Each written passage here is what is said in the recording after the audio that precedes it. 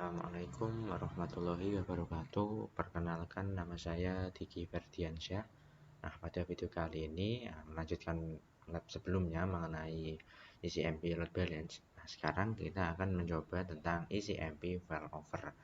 Nah, teknik failover ini merupakan suatu teknik jaringan dengan memberikan dua jalur koneksi atau lebih ya, dimana ketika salah satu jalur mati, nah, maka jalur yang satunya lagi dia akan menjadi backup dan akan menggantikan peran dari si jalur yang utama tadi. Nah, ya maka ini koneksinya nanti tetap berjalan ya manfaatnya, dengan dialihkan ke jalur lainnya. Teknik failover ini cukup penting ketika kita menginginkan adanya koneksi jaringan internet yang handal dan minimal disconnect dari internet. Teknik ini biasa dilakukan pada perusahaan di mana kegiatan sangat bergantung pada layanan internet. Tapi di sini kita kemungkinan perusahaan atau lembaga kerja juga bisa menggunakan koyok memiliki. Nah, untuk topologinya sendiri saya melanjutkan lab yang sebelumnya ya, seperti ini. Nah, di sini saya menggunakan GNS3VM untuk membuat sebuah topologinya. Tetapi untuk konfigurasi yang saya buat nanti, saya menggunakan real device router mikrotik ya. Jadi sebelumnya si ISP1 dan juga ISP2 itu saya sudah setting semua akan menjadi ISP ya. Nanti kita hanya perlu setting di router utamanya ini. Nah, apa itu failover? Nah, failover itu dia juga membagi sama seperti load balance ya. Akan tetapi bedanya ketika si ISP1 mati ini, nah ISP2 ini dia akan membackup semua peran dari si ISP1 ini. Contohnya ketika ISP1 error ataupun mengalami masalah, nah ISP2 ini siap menjadi backupannya agar si klien di bawahnya itu tetap mendapatkan koneksi internet melewati dia si ISP2-nya ini. Nah, selanjutnya saya rasa cukup ya untuk penjelasan mengenai failover ini. Di sini kita langsung saja masuk ya ke router utama saya. Kita klik connect saja ke sini. Oke. Ini. Nah, langkah pertama itu kita berikan IP terlebih dahulu ya. IP address saya 12.12.12.10 titik 11 ya, ini yang mengarah ke ISP1 karena ISP1 itu kan IP-nya 12.10 ya, kemudian slashnya 24, kemudian interface-nya Ether1. Nah, Ether1 ini merupakan interface yang mengarah ke ISP1 tersebut. Kemudian kita klik play saja dan klik OK. Kita buat lagi nih interface yang mengarah ke ISP2, yaitu IP-nya 13.13.13.11, slashnya itu 24, kemudian interface-nya dia Ether2 ya. Ether2 karena Ether2 ini merupakan interface yang mengarah langsung ke ISP2 seperti itu. Kita apply, kemudian kita OK di sini. Nah, kita juga tambahkan IP address yang mengarah ke PC kita ya.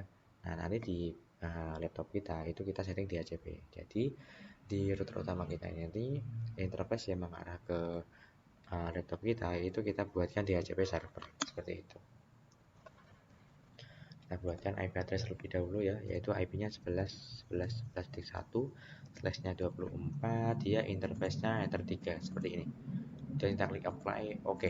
Nah, kita buatkan IP DHCP server untuk si laptop saya nanti. Kita pilih IP di DHCP server. Kita pilih DHCP setup saja biar cepat ya. Nah, untuk DHCP server interface kita gunakan Ether3. Next, kita next saja. Untuk DNS server saya gunakan 888 saja ya. Kemudian kita next. Maka OK. Selanjutnya dari PC kita ini kita setting DHCP ya. Kita edit saja, kita setting DHCP. Klik simpan. Kita tunggu si PC saya ini mendapatkan IP secara otomatis dari DHCP server. Coba kita cek ya. IP config. Nah, di sini saya sudah mendapatkan IP 11.254 ya. Dia sudah satu jaringan dengan router utama saya. Coba kita tes ping ya dari ke router saya yang utama 11. Nah, dia sudah terkoneksi ya ke router saya. Oke. Nah, sebentar ya. Nah, langkah selanjutnya kita buat nih dulu IP firewall NAT ya. Kita klik di menu IP, kemudian di firewall.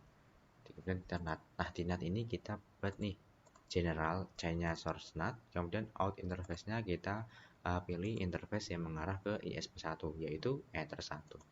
Kita untuk action-nya sendiri kita pilih mesh query ya, klik mesh query kemudian apply. Oke. Nah kita buat lagi nih chain NAT-nya itu yang tadi kan yang mengarah ke ISP1 ya. Nah selanjutnya itu interface yang mengarah ke router maaf ke ISP2 yaitu Ether2 ya. Out interface berarti dia Ether2. Seperti ini, actionnya sendiri dia juga masih udah. Seperti ini kita klik apply kemudian oke ya seperti itu.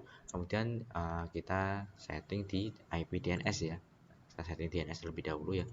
Kita masuk ke menu IP kemudian di DNS.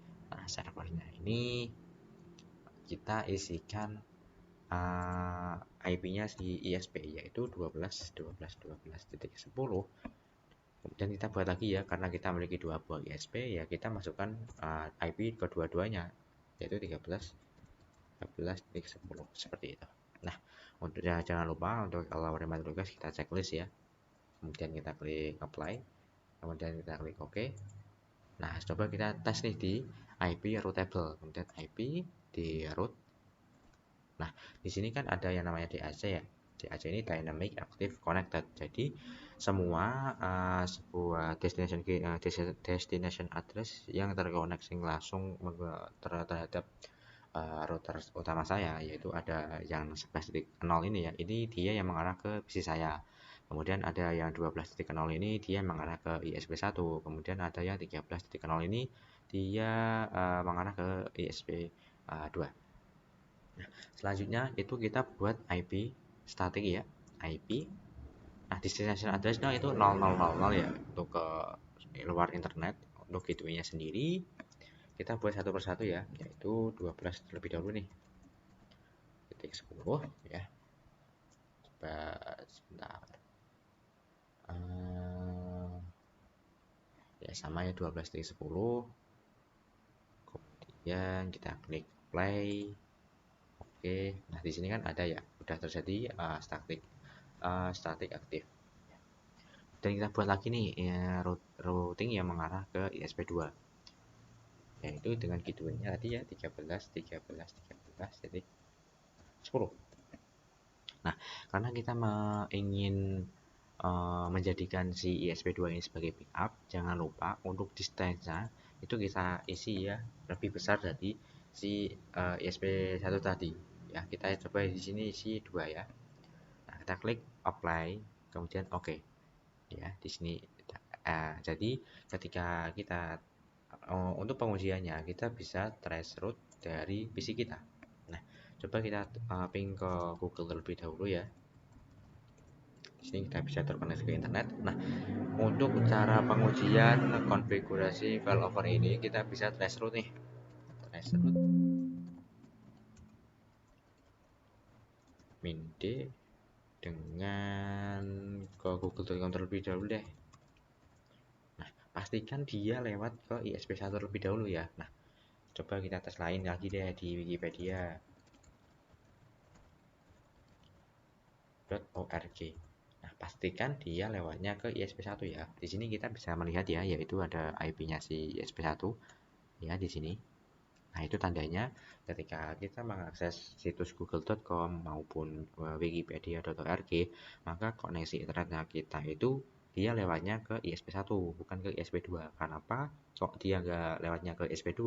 Karena sebelumnya kita sudah setting nih distance dari root ISP2 itu kita tadi isi 2 ya. Nah, di mana nilai distance ini menentukan mana yang lebih diprioritaskan. Jadi semakin kecil nilai distance maka dia akan selalu diprioritaskan. Karena si SP1 tadi kita setting distance-nya 0, maka secara otomatis ketika kita mengakses semua situs itu pasti itu lewatnya ke ISP1. Nah, ya. Coba deh kita tes lagi nih di facebook.com. Nah, itu pasti dia lewatnya ke ISP1 karena distance si ISP2 tadi kan 2 ya. Jadi ISP1 lebih diprioritaskan. Di sini ada 2. Nah, cara pengujiannya coba kita matikan apa namanya, ISP1. ISP1 anggapkanlah ya, katakanlah dia terjadi error. ISP1 ini kita akan matikan ya, coba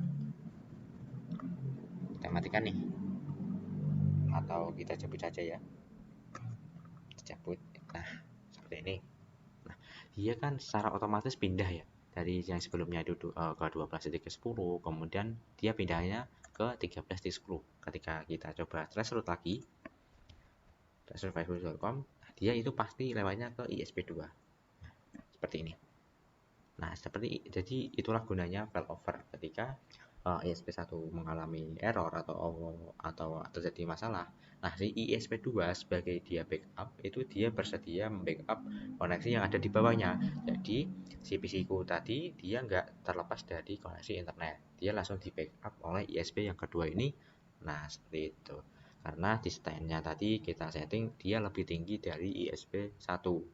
Jadi ketika ISP1 dia down atau terjadi masalah, maka si ISP2 ini dia akan membackup semua yang dilakukan oleh si ISP1. Seperti itulah dia yang namanya failover. Nah, sekian ya video yang bisa saya berikan, kurang lebih mohon dimaafkan. Wassalamualaikum warahmatullahi wabarakatuh.